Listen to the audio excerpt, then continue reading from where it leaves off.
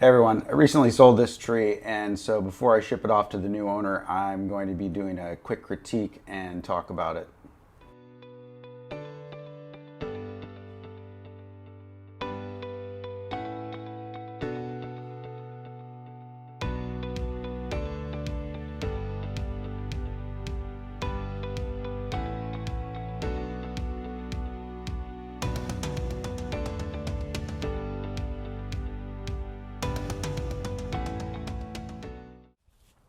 Well, if you don't recognize this after that intro, go back and watch the intro again.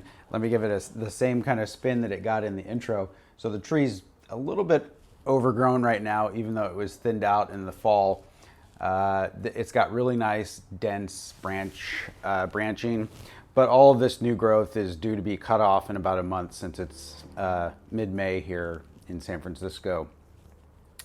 And so this tree, out of a batch of 40 plus that I grew out in large baskets, this ended up being one of the more interesting ones. And you probably wouldn't recognize it if you saw it 6, 7, 8, 9, 10 years ago, because it was just basically a trunk and then this really long kind of sacrifice branch going out to the left. So one of the things that you can't really see, let me see if I can get you guys in there. Right here is about a 2-inch cut mark that's currently on kind of like mostly on the back of the tree. So if I rotate that to about there, that's the back of the tree. So it's on the back left if you're talking about the tree from the front.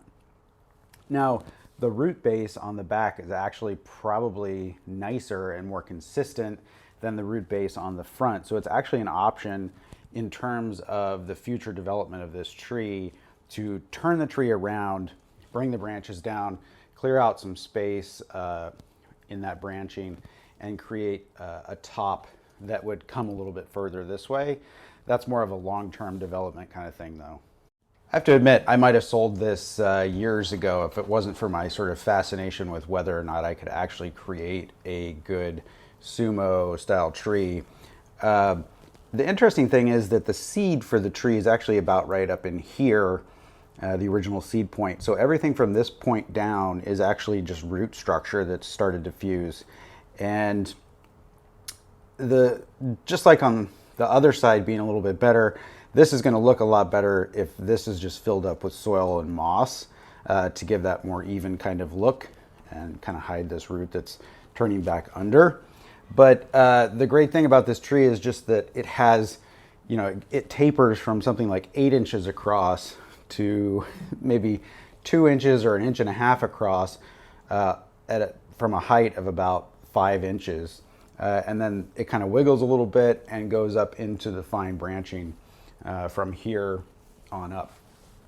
So there's most of this branching that's here has been brought down from the first node point, and these branches were curated from a very young age to sort of hold that silhouette and create the bones for eventually creating a very compact branch structure like what I have right now. So hope you guys enjoyed that. I'm wishing the new owner the best of luck, and see you next time.